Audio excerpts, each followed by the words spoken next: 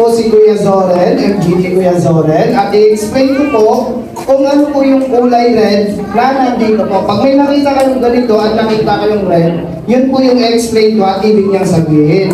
Ngayon, sa nakikita ninyo, may kulay red dito, ibig sabihin nito ay sacrifice.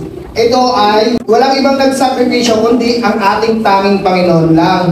Kaya kung may nakita kayong red dito, may red doon. Alam ko kung bakit may red doon. Kasi ang ating Panginoong Jesucristo ay siyang tanging nagsakripisyo para sa atin. At sinasabi dito sa John 3 verse 16, sapagkat gayon na lamang ang pag-ibig ng Diyos sa sangkatauhan, kaya ibinigay niya ang kanyang isang anak, upang sinumang sumampalataya sa kanya ay hindi papahama, kundi magkaroon ng buhay na walang hanggan.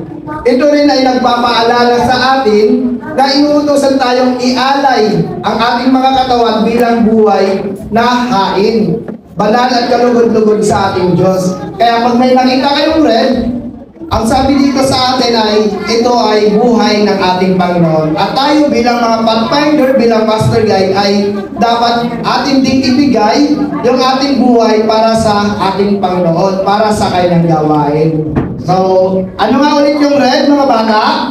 Happy Five! Very good. Thank you po. Parang dugo pa rin Kuya Zoren, ano? Ayan. So, sa akin naman, nakikita nyo dito yung parang triangle. Nakikita nyo yung triangle, mga bata? Anong kulay ng triangle? Kulay? Yellow, yung guhit na triangle.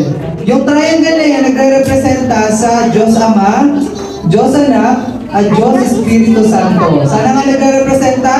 Diyos Ama, Diyos Anak, at Diyos Espiritu Santo. At ang programa natin ay nakahati rin sa tatlong bahagi. Mental, ibig sabihin sa isip, physical o yung katawan natin, and spiritual, which is yung ating pananalangin at relasyon sa Diyos. Sa akin naman ay yung gold. Pag sinabing gold, represent excellence. Ayan, gold. Pag sinabing gold, ito, di ba? Parang mamahalin. Ayan. At sabi dito sa Apocalypse 3:18, binigay ko sa iyo ang payong nagbigay mo sa akin. Ang gintong inilinis ako upang maging mayaman ka. Ang ginto rin ay isang pamantayan ng sukatan. Ang Pathfinder Club ay may mataas na pamantayan upang tumulong sa pagpapalaki ng mga karakter na angkop para sa kaharian ng langit. Susunod naman ay ang tinatawag natin na shield. Kung makikita nyo dito, yung hugis na shield, o tinatawag natin na kalasag. So makita nyo dito, nasa likod siya ng kulay blue na sword. So, ang shield daw po ay nag-represent kay God daw po. And then ang sabi po sa Genesis 15 verse 1, huwag kang matakot, ako ang iyong kalasag. At ang sabi din sa Ephesians 6 verse 16, bukod dito, kunin mo ang kalasag ng pananampalataya, na dito ay iyong masasawata ang lahat ng mga palalong pambakal ng masasamang tao. Hello!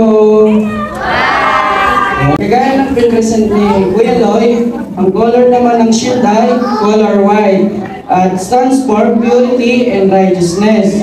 Sabi nito, ang magtagumpay ay maging parang kanilang mga damit na mapuputi. Apocalypse 3:5. Bilang mga pathfinder, nais natin magkaroon ng kalinisan at katuwiran ng buhay ni Kristo. Ang Pathfinder Club ay isang paninindigang organisasyon sa sponsor ng Seventh-day Adventist. God is good. all the time! All the time. Ang good naman po ay nakastand for loyalty. Layunin ng Pathfinder Club na turuan tayo na maging tapat sa ating mga magulang, sa ating simbahan, at sa ating Diyos sa langit. Ang sword. Pigitan itong sword nito, kukunin ko na yan. Espada yan. Ang tawag dyan, ang symbolizing dyan, the sword is a symbol of warfare. Ang laban ay palagi nananalo sa pamamagitan ng pag-atake.